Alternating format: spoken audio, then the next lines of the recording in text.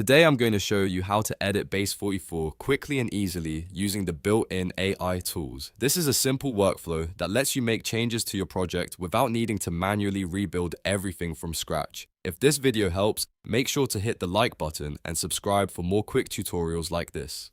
Alright, let's jump right in. First, open your Base44 project and make sure you're on the main workspace where you can see your current app or page. Once the project is open, you'll notice the AI chat box inside the interface. This is one of the fastest ways to make edits, especially if you already know what you want changed. In the chat box, type a clear description of the edit you want. For example, you can say something like change the background image, update the button text, adjust the layout, or modify the colors. The more specific you are, the better the result will usually be.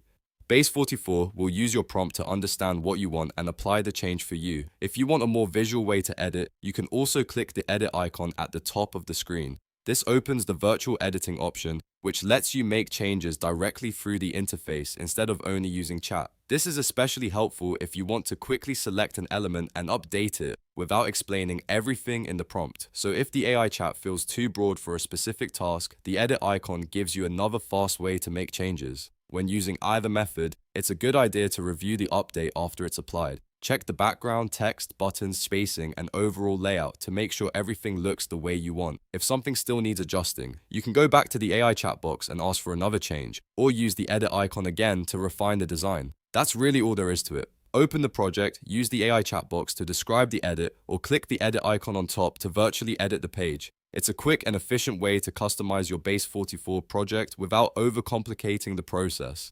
If this video helped you, please like the video and subscribe for more Base44 tips and simple software tutorials. Thanks for watching, and I'll see you in the next one.